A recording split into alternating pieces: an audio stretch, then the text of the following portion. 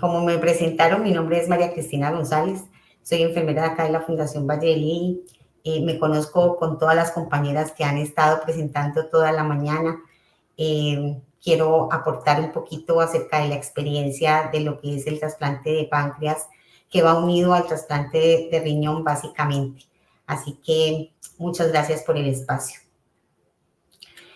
¿Cuáles son los objetivos de esta charla? De pronto vamos a iniciar con algo de diabetes, sobre todo para hacer un recordatorio de lo que tiene que ver con esta enfermedad y lo que nos va a llevar al trasplante como tal. Hablar de la evolución e historia del trasplante, los tipos de trasplante de páncreas, sus indicaciones, las tendencias actuales, el manejo de enfermería y algunas conclusiones. Siguiente, por favor.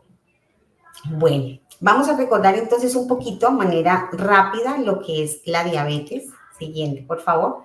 Es una condición en la cual el páncreas no produce suficiente insulina o las células dejan de responder a esa insulina que se produce.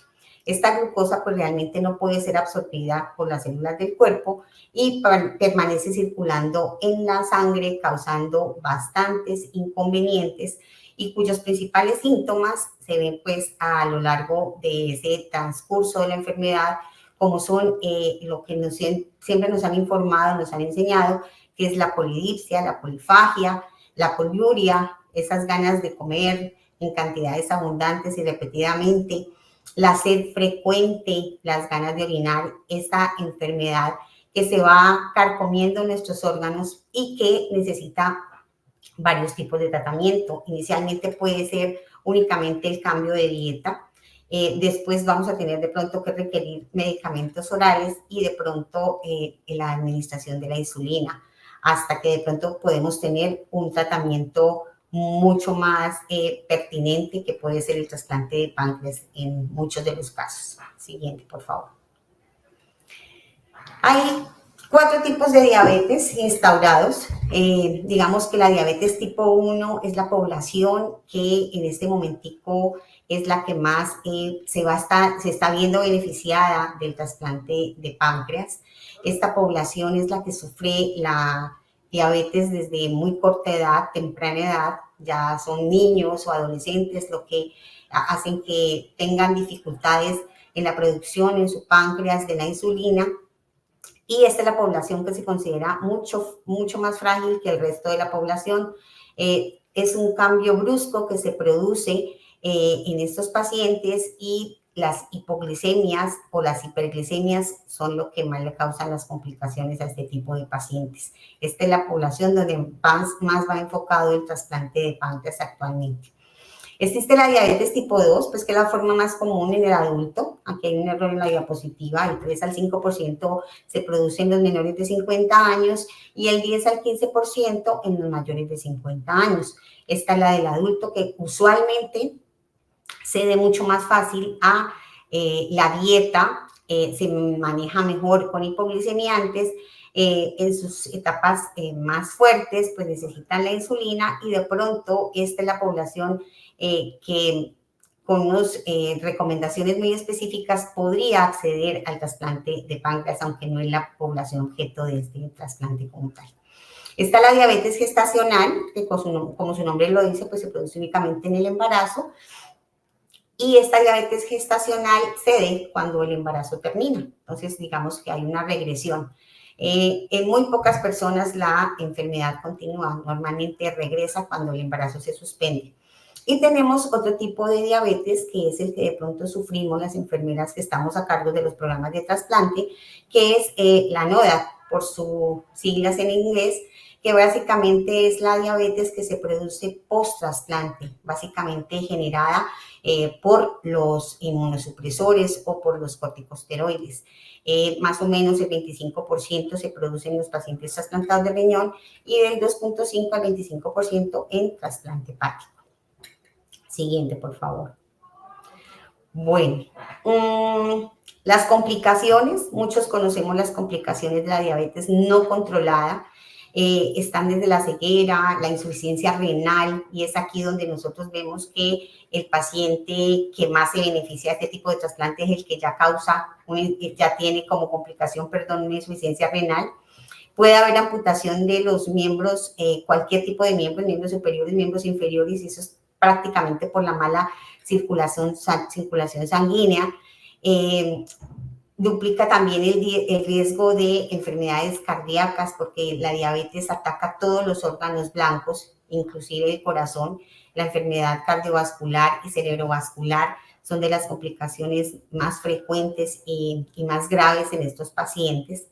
En los pacientes también se pueden presentar problemas oculares como cataratas, glaucoma, retinopatía diabética, y la neuropatía periférica diabética también está presente en estos pacientes con diabetes. O sea que las complicaciones y la enfermedad como tal es muy severa, por lo que nosotros buscamos, digamos, un tratamiento mucho más efectivo, sobre todo para detener todo este tipo de sintomatología. Siguiente, por favor. Como en todos los trasplantes, porque aquí esto aplica para todos los trasplantes, un curso exitoso sin complicaciones depende en gran parte de un conocimiento detallado tanto del donante como del receptor.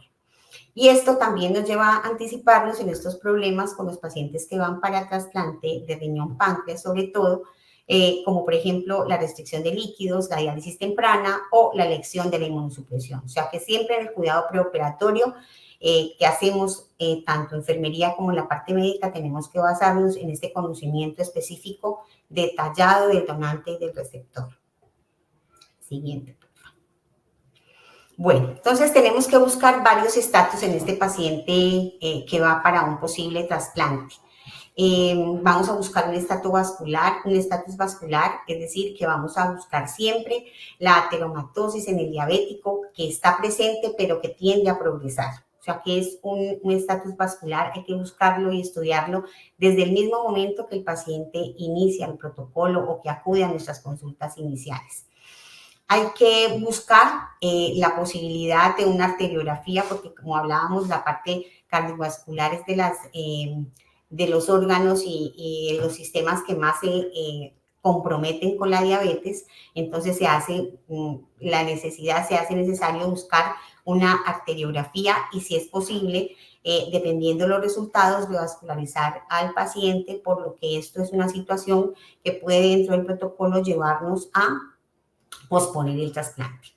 Para el grupo médico-quirúrgico y de enfermería, la historia completa del paciente va muy enfocado en conocer esta parte de la parte venosa y la parte arterial del paciente. Es importante que el cirujano y los anestesiólogos conozcan muy bien esta parte de las estenosis venosas y toda la parte de ateromatosis que puede tener el paciente.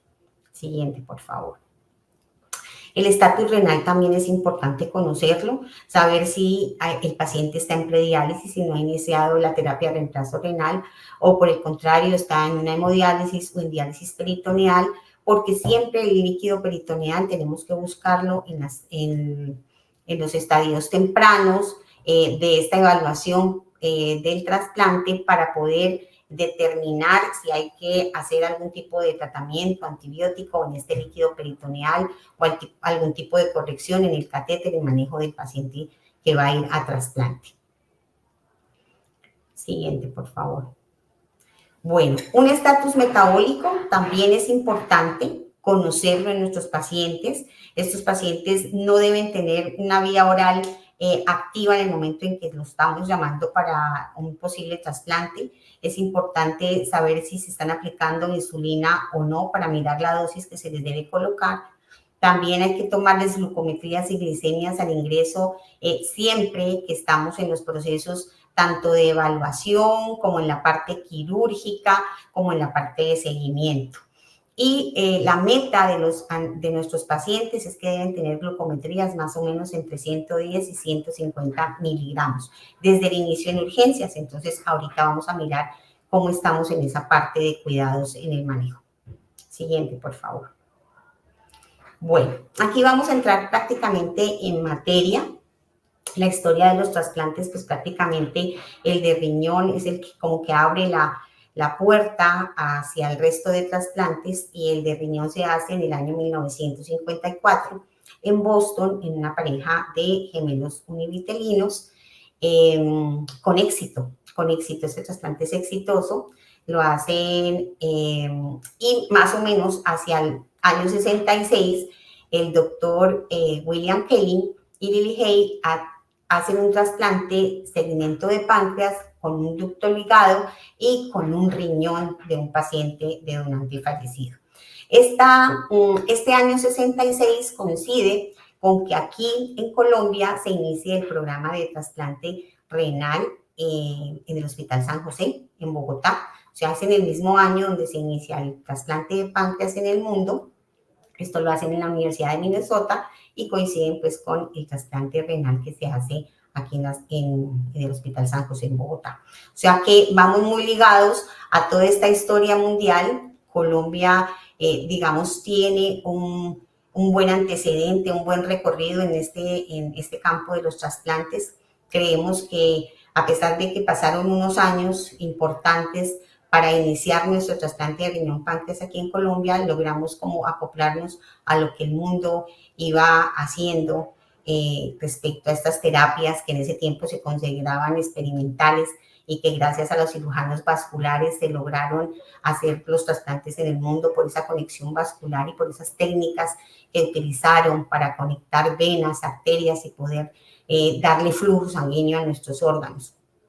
Ya los otros años, los siguientes años, lo que fue en el 71, lo que fue en el 83, 84, 87, prácticamente lo que hicieron fue mejorar las técnicas, sobre todo en los drenajes exocrinos y endocrinos, que ya lo vamos a tratar ahorita, lo vamos a mencionar, del páncreas. Entonces, básicamente, lo que se dirigieron fue a lograr que ese drenaje exocrino fuera de una manera mucho más fisiológica a la parte de intestino, porque inicialmente lo hacían hacia la parte vesical, teniendo muchos inconvenientes con la vejiga, logrando que se produjeran cistitis repetidamente, inflamaciones de esa vejiga, y hasta que lograron una técnica donde pueden hablar de que se puede hacer un trasplante de páncreas completo con un drenaje hacia entérico, especialmente pues cuando hay trasplante de riñón páncreas. Siguiente, por favor. Bueno, ¿en qué consiste? ¿En qué consiste el trasplante? Pero hablemos pues del páncreas. Si ustedes ven la diapositiva, en la diapositiva se ve que el páncreas es una glándula, es una glándula que tiene dos funciones, una exocrina que participa prácticamente en toda la parte digestiva de los carbohidratos y de las grasas, y por eso se generan aquí dos enzimas importantes que son la lipasa y que son la amilasa en la parte exocrina. Y en la parte endocrina, pues se maneja toda la parte que es de regulación de la glicemia, y aquí es donde se maneja pues la parte de la insulina y el glucagón que genera el páncreas, es la parte endocrina. Entonces, nosotros hacemos un seguimiento exhaustivo de este páncreas sobre todo con las enzimas digestivas, con la amilasa y la lipasa, y más adelante les hablo pues exactamente en qué consiste. El páncreas pues se obtiene de un donante fallecido y realmente se debe implantar en un individuo enfermo, que como decía la jefe Silvia esta mañana, nos toca mirar exactamente quién necesita qué tipo de trasplante, porque ahorita vamos a ver los tipos de trasplante de páncreas y no todo el mundo requiere, necesita y se acomoda el trasplante de páncreas. Así que el injerto de páncreas se extrae en una sola pieza, como se ve en la figura, y se coloca retroperitoneal de tal manera que más o menos se parezca a la fisiología del páncreas nativo, en la posición nativa. Esto permite mejor acceso pues, en la disección de vasos, mejor reconstrucción vascular y minimiza ese riesgo de oclusión intestinal porque el páncreas está muy vecino de los intestinos y de la parte gástrica. Siguiente, por favor. Bueno, entonces las indicaciones. ¿Quiénes son candidatos para un trasplante de páncreas? Pues realmente del páncreas solito son unas condiciones específicas, más se usa la técnica de riñón páncreas, y las personas que más se benefician son estas personas jóvenes que tienen su enfermedad de diabetes tipo 1 con insulino dependientes desde la edad infantil o la adolescencia y que básicamente a lo largo del tiempo esta diabetes ha hecho daño en los riñones. O sea que para nosotros los mejores candidatos para el trasplante riñón-páncreas son aquellos pacientes que dependen de la insulina, tienen diabetes instaurada, pero que están haciendo un daño renal crónico que los va a llevar a diálisis. Estos son los mejores candidatos para un trasplante de riñón-páncreas. Primero porque los vamos a sacar de diálisis y segundo porque les vamos a retirar la insulina cuando se hace el trasplante combinado. Así que estos son los más beneficiados. Esta es una terapia que se considera muy eficaz. Como les digo, antes era experimental, ahorita se considera un tratamiento específico, completo, que ha madurado a lo largo del tiempo. ¿Qué se espera? Pues lograr un estado de normoglicemia en ese paciente, frenando las complicaciones que la diabetes ha generado a lo largo del tiempo. Esto nos ayudaría pues a mejorar la expectativa y calidad de vida. Eso es importante que el paciente lo sepa porque el paciente a veces cree cuando viene a nuestras unidades que sus síntomas o las complicaciones que ya tiene, sobre todo la retinopatía, la neuropatía, van a revertir. Realmente el trasplante no lo revierte, sino que frena este tipo de complicaciones. Siguiente, por favor. Bueno, debido a la alta mortalidad, porque es que el trasplante de páncreas no es una cirugía tan sencilla como todas las que hemos hablado y como todos los trasplantes, son cirugías complejas de alta mortalidad. El páncreas es un órgano demasiado lábil, es un órgano que cualquier factor lo puede inflamar, lo puede dañar, lo puede necrosar, es una glándula demasiado sensible y que se necesita pues la experticia del cirujano para poder lograr que este órgano se logre extraer de una manera eficaz, de una manera limpia y que pueda generar, pues se pueda generar un éxito en el tratamiento. Entonces, digamos, el tratamiento, como es un tratamiento complejo, lo que uno espera es que se le pueda dar beneficio a esos pacientes con diabetes mellitus tipo 1, que realmente, como les decía al principio, son los pacientes más frágiles, son aquellos que tienen esas hipoglicemias inadvertidas, son estos muchachos que están teniendo estas complicaciones, que están quedando ciegos, pero que además de su ceguera tienen esas hipoglicemias que en la calle los pueden llevar a un coma, a un desvanecimiento sin ser percibido que la glicemia se les ha bajado, entonces esto tiene un alto riesgo de complicación. También se utiliza el páncreas solo, por ejemplo, después de una pancreatectomía total, y esta pancreatectomía total va derivada de problemas tanto en la cabeza como en el cuello, como en la cola del páncreas, que está dividido en esas partes, pero son casos muy específicos por lo complicado del programa, del tratamiento, perdón. Entonces, son casos específicos y realmente casi no se hacen lo que es el páncreas solito. Y en los pacientes de diabetes tipo 2, los más adultos, pues realmente hay una edad específica en la que nosotros trasplantamos y que a nivel del mundo se trasplanta, que es máximo hasta los 55 años, sobre todo por los daños en los otros órganos, en los órganos blancos, que ya cuando se realice el trasplante de riñón-páncreas realmente no hay mayor beneficio y hay mucho daño en la parte cardiovascular o neurocerebral, lo que hace que no se arriesguen con esta cirugía tan compleja en el paciente adulto mayor. Como les decía, pues el objetivo realmente es restablecer la secreción de insulina y mantener las glicemias normales. O sea que prácticamente los más beneficiados son los pacientes jóvenes que tienen diabetes tipo 1, pero que están teniendo problemas en sus riñones. Siguiente, por favor. Entonces hay tres tipos de trasplante. Está el trasplante aislado de páncreas, el que le decía que poco se utiliza, son escasos. Yo creo que nosotros en nuestra experiencia tenemos unos 5 casos de solamente páncreas. El que más se utiliza es el trasplante simultáneo de riñón y páncreas, que es el más frecuente, está indicado en la diabetes tipo 1 y en la insuficiencia renal crónica terminal complicada. Y también se utiliza, pues nosotros también hemos tenido casos de trasplante de páncreas después de un trasplante de riñón. Pensando en que el paciente se puede beneficiar de un trasplante de riñón de donante vivo y después de esa resolución de este trasplante poder ingresar a una lista solamente para páncreas.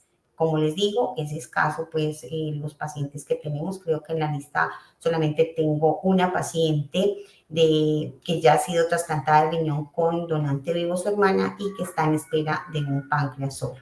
La parte técnica también hace que se considere mejor el combinado, ¿cierto? El bloque, por lo que yo les decía, que está al lado de la parte gástrica, al lado de la parte del intestino, el páncreas, entonces es más fácil coger un riñón y normalmente es el riñón izquierdo el que se utiliza y el páncreas para colocarlo como en una especie de un bloque que nos ayuda mucho en la parte quirúrgica, técnica quirúrgica.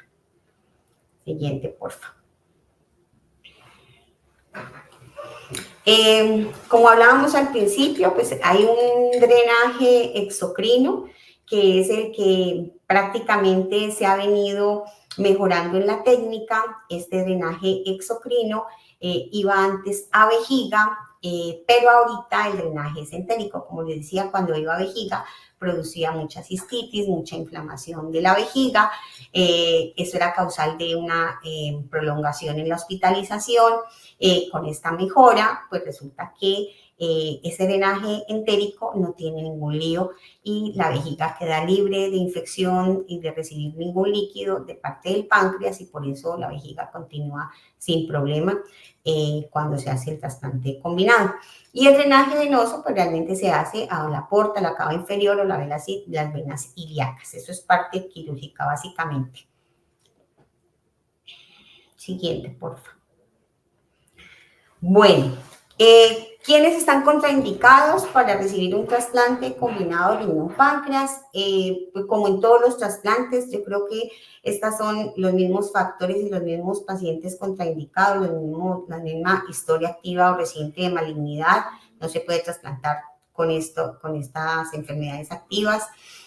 Las mismas infecciones tampoco, no utilizamos pacientes que estén infectados, no se pueden trasplantar. A lo mismo, pues el paciente que tiene o que no puede tener, perdón, un control y unos seguimientos adecuados, es decir, aquel paciente que tiene dificultades en la parte social, en la parte familiar, los que no cuentan con un apoyo adecuado, no se pueden trasplantar. Como les contaba, los pacientes vienen muy jóvenes con pérdida de la visión, entonces ese paciente siempre viene con un acompañante, siempre tiene un apoyo familiar. Sin embargo, hemos tenido familias no comprometidas y pues no hemos podido trasplantar a estos muchachos porque sería un fracaso, sería llevar a una pérdida de pronto hasta la vida del mismo paciente. Cuando hay enfermedad vascular avanzada, pues realmente tampoco se puede trasplantar. Sin embargo, se estudia muy bien desde la parte cardiovascular, se mandan a todas las interconsultas, se les hace cateterismo, a veces hay necesidad de hacer angioplastia, pero todo esto va aplazando el trasplante. Sin embargo, lo hemos logrado en algunos pacientes. Cuando hay uso de sustancias psicoactivas, pues tampoco, ya lo vimos esta mañana, en todos los trasplantes esto no va, precisamente por todo lo que implica la misma sustancia psicoactiva con los inmunosupresores, pero además por el manejo, por la adherencia, por el control, por la familia, no se considera un paciente apto para ser trasplantado. Lo mismo el paciente que tiene algún problema psiquiátrico mayor, alguna esquizofrenia, alguna depresión mayor, son pacientes que no son fácilmente controlables ni a pesar del apoyo familiar, a veces no es posible poderlos ingresar a una lista de trasplante. Y pacientes que han tenido infarto agudo del miocardio reciente tampoco se consideran aptos para ser trasplantados, por lo menos en los primeros 6 meses después del evento. Siguiente, por favor. Bueno, todos los pacientes que van a trasplante de páncreas y riñón páncreas, pues obviamente deben considerarse como enfermos coronarios. Y en eso, pues, nuestras compañeras que manejan trasplante cardíaco, pues, tienen toda la experiencia. Son pacientes que son manejados en UCI, se hace necesario, pues, que se les optimice el manejo del oxígeno, el suministro. Estos pacientes en su pretrasplante se deben evaluar en la parte cardiovascular cada 6, 12 meses y lo que yo les hablaba al principio, si se necesita se necesita un cateterismo, se le debe hacer, una angiografía se debe hacer, y si se necesita una revascularización, pues esto nos pospone el trasplante. Pero siempre se debe considerar el paciente para páncreas como un paciente coronario. Esos son de los primeros y principales estudios que se deben evaluar en el paciente que va para un trasplante riñón-páncreas. Siguiente, por favor. Cuando el paciente ya llega a una admisión por urgencias, pues obviamente allí se vuelven y se hacen exámenes de los que ya teníamos previamente hechos en el protocolo, pero se vuelve a tomar hemoclasificación, se hace rastreo de anticuerpos por si ha habido transfusiones y se hace los estudios de histocompatibilidad, HLA, citotóxicos y LSA. En estos pacientes ya tenemos unos previos, pero se deben hacer esos citotóxicos que se le hacen al paciente renal. El páncreas igual se considera pues como un órgano hiperreactor al que se le deben hacer citotóxicos, toma de citotóxicos mensuales o bimensuales dependiendo de cada centro trasplantador. Se le deben hacer todas las pruebas infecciosas, el panel viral pues del Epstein-Barr y el citomegalovirus, toxoplasma también, la serología y en las mujeres prueba de embarazo y uroanálisis para poder llevar al paciente en buenos términos a la cirugía. Siguiente, por favor. Entonces, ¿a quiénes se les hace trasplante renopancreático? A los pacientes diabéticos con diabetes tipo 1 con insuficiencia renal terminal, a los pacientes tipo 1 que hayan recibido un trasplante renal, y este es el trasplante de páncreas después de riñón, y a los pacientes diabéticos de diabetes mellitus tipo 1 que no se les pueda manejar médicamente. A los que escasamente se les realiza es a los pacientes de diabéticos tipo 2, los más adultos, pero que no tengan tanta complicación cardiovascular y que al revisar este paciente el beneficio del trasplante sea mayor que lo que el paciente está sufriendo en diálisis o en el manejo de su diabetes. Siguiente, por favor. Bueno, este es el último registro que existe, pues que se ha escrito acerca de el trasplante de páncreas. Lo sacaron en enero del 2022, es el más reciente. Siguiente, por favor. Este registro nos muestra una gráfica. Siguiente, por favor. Una gráfica donde se muestran las tendencias y las buenas noticias que desde el año 66 hasta más o menos 31 de diciembre, que nos muestran estas estadísticas, nos muestran cómo se ha aumentado a nivel del mundo y a nivel en Estados Unidos del trasplante de páncreas, es decir, que hace mucho rato, hace varios años, este trasplante de riñón páncreas se dejó de considerar experimental, se tienen muy buenos resultados y se ha venido en aumento. Desafortunadamente, pues en el año 2020 con la pandemia, pues hubo un descenso. Sin embargo, se está volviendo a repuntar en lo que a trasplante de páncreas se refiere. Siguiente, por favor. La experiencia de nosotros en la fundación, como vimos, el trasplante se comenzó en 1966, el de riñón páncreas. Nosotros en la fundación arrancamos a los 35 años, en el 2001, arrancamos con trasplante de páncreas riñón. Siguiente, por favor. Y a la fecha, desde agosto del 2001, que fue el primer trasplante de páncreas, hasta el primer semestre del 2023, hasta junio del 2023, llevamos 76 trasplantes de riñón páncreas. con 4 rechazos de riñón páncreas que fueron al año. Ese es el número que se ha encontrado, 4 al año, con unos resultados, digamos, dentro de lo esperado, ¿sí? Por encima del 89%, que es la mayoría de las metas en estos tipos de trasplante. La sobrevida del paciente a un año, pues es una meta del 97, vamos en 95, sobrevida del paciente del 91, tenemos un resultado del 96, 92%, perdón.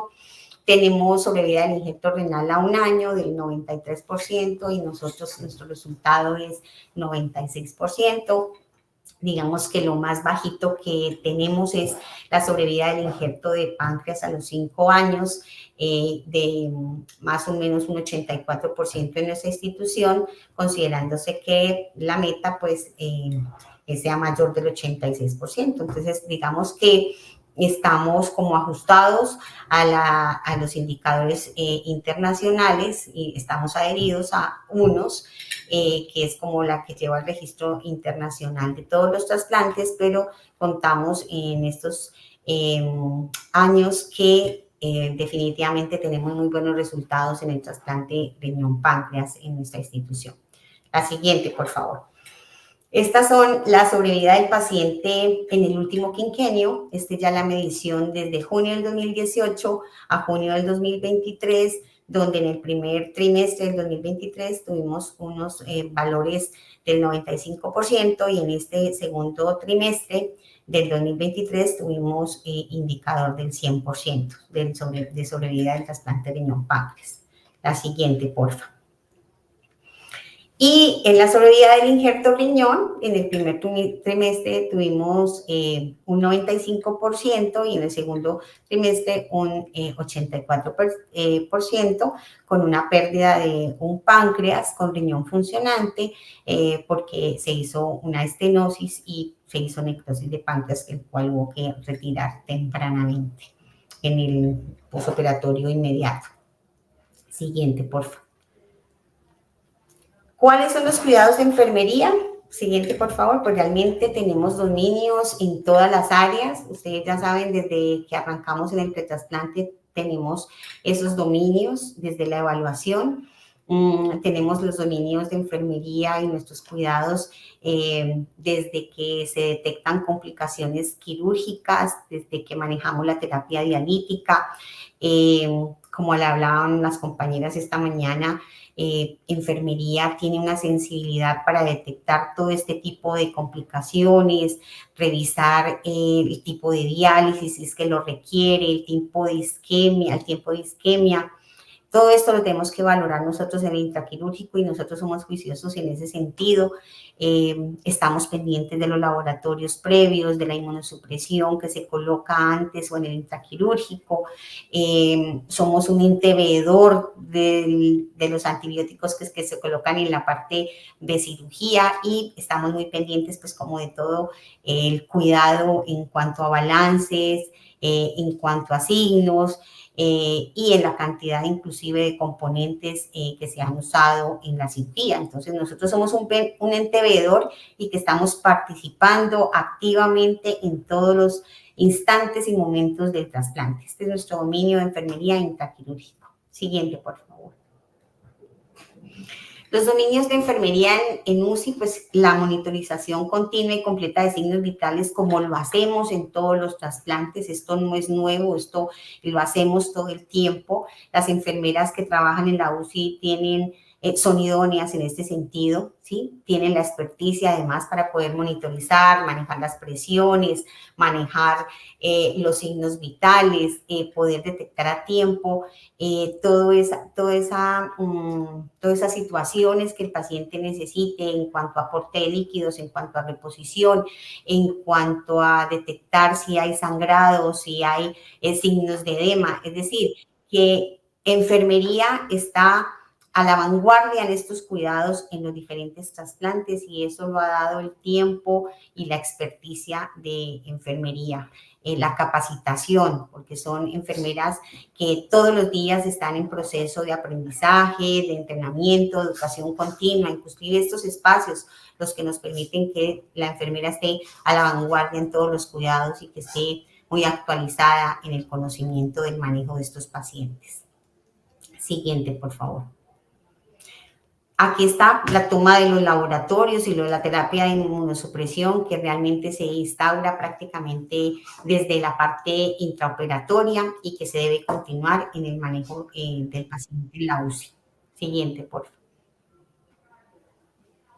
Bueno, en hospitalización, entonces ya entra a ser, digamos, un poquito más el paciente de la enfermera en cuanto el manejo de la parte de cuidado específico del paciente trasplantado de páncreas. Entonces, pues, además de la monitorización de los signos vitales, debe haber una evaluación de la tolerancia alimentaria de este paciente, que es muy importante. Ustedes se dan cuenta que con la pancreatitis, pues el paciente no puede ingerir ningún tipo de alimento y aquí es donde podemos empezar a notar que el páncreas está funcionando cuando hay una buena tolerancia a la alimentación.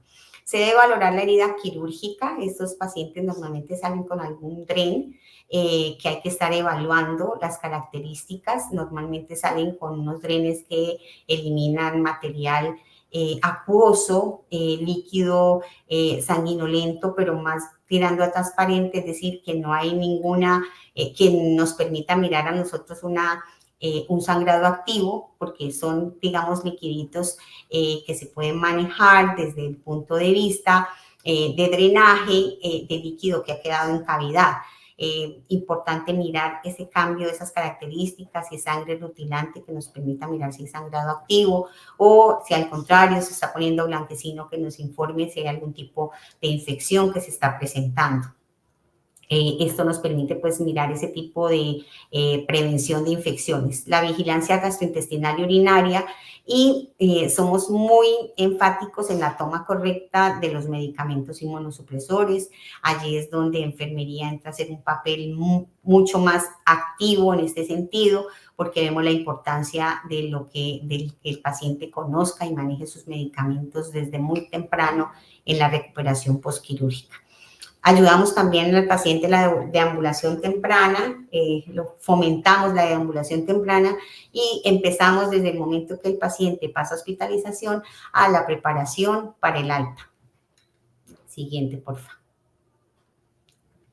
Bueno, el manejo farmacológico, como en la gran mayoría de los trasplantes, pues va enfocado a antimicrobianos, antivirales, a protectores gástricos, a trombofilaxis, sobre todo pues evitando coágulos, trombos a nivel sistémico, pero a nivel trombos a nivel de quirúrgicos, ¿sí? En las suturas quirúrgicas, acuérdense que son pacientes que se han trasplantado en bloque, entonces tienen varios tipos de suturas que nos podían causar allí inconveniente algún trombo, por eso también se utilizan antiagregantes plaquetarios. Se maneja también la posibilidad de tuberculosis latente. Esta PPD se toma en el protocolo y si es mayor de 5 milímetros, ya cuando recién se trasplanta el paciente se le empieza a dar medicamentos anti-TBC profilácticamente por 9 meses. Y actuamos también, pues, como les decía, responsablemente y muy enfáticamente en el manejo de los medicamentos inmunosupresores, que en este caso se le darían a los pacientes pues, anticalcinurínicos, principalmente el tacrolimus para el paciente riñón páncreas. Sin embargo, pues ha habido casos en que se utiliza la ciclosporina cuando el paciente requiere dosis exageradas de tacrolimus, hay necesidad de cambiar la ciclosporina. Con los inhibidores de la purina, pues tenemos el micofenolato mofetilo y tenemos los esteroides como, digamos, ese triconjugado que nos permite el manejo del paciente preparando para el alta y manejo ambulatorio. Siguiente, por favor.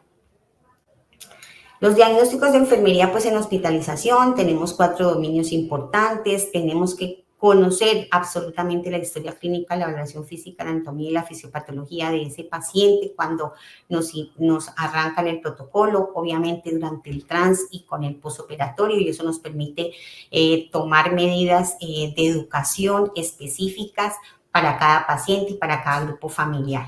El dominio 2 sería pues la parte nutricional, metabolismo y la hidratación que el paciente debe manejar.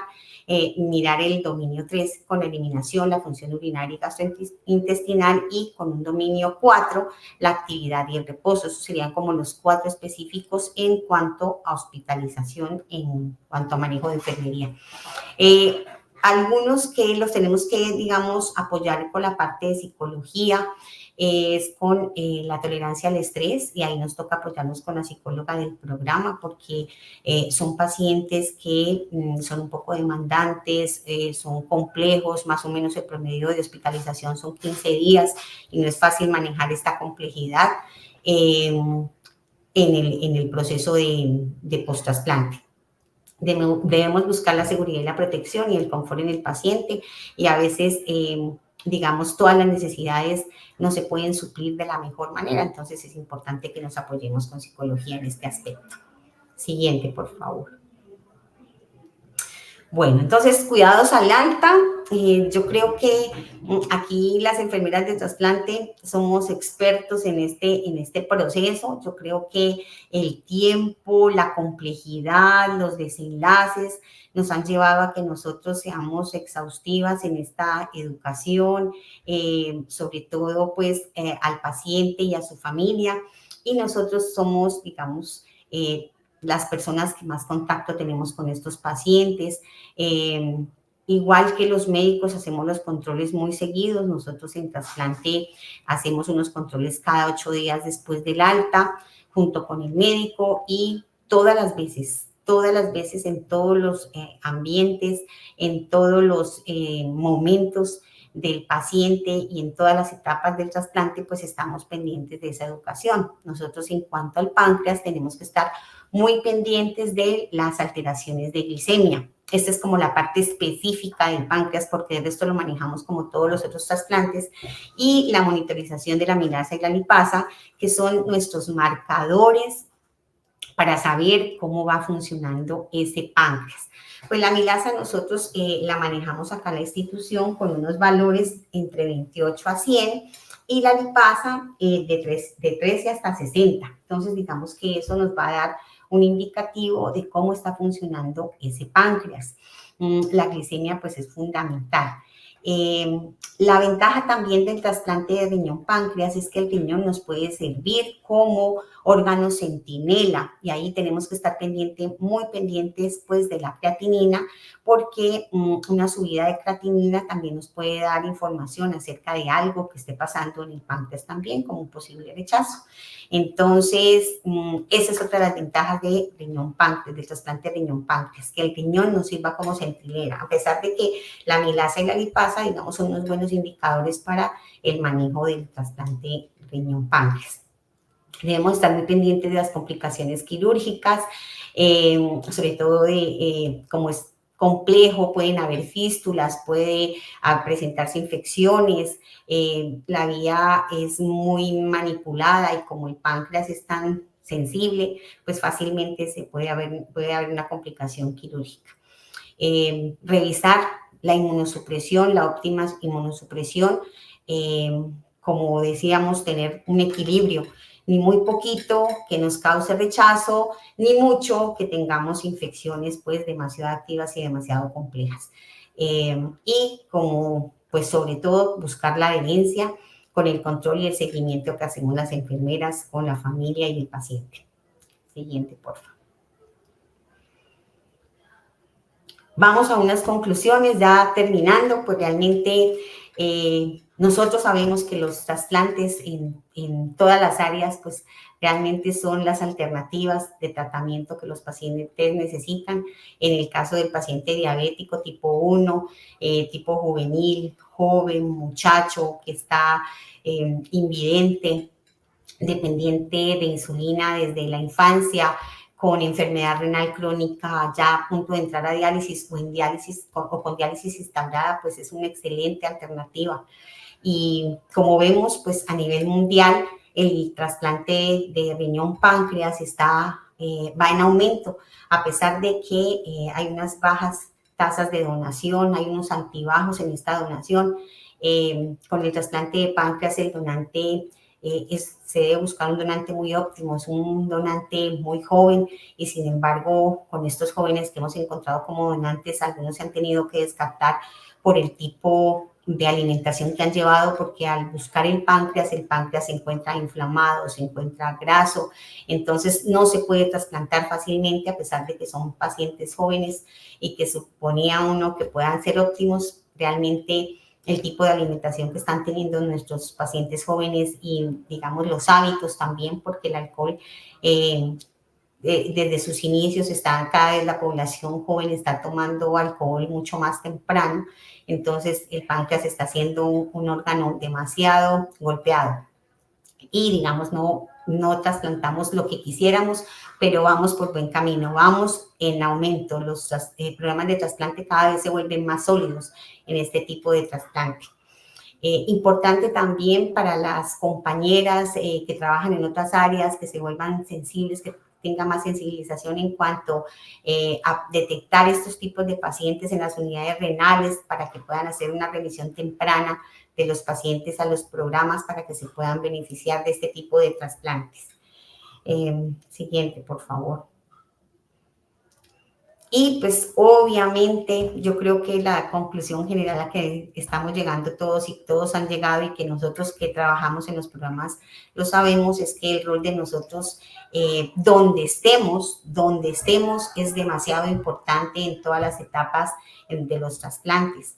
La educación, el control, el seguimiento continuo por parte del personal de enfermería, en la búsqueda de la adherencia y la detección temprana de posibles complicaciones permite el éxito del trasplante, cualquiera que sea su nombre. Muchas gracias.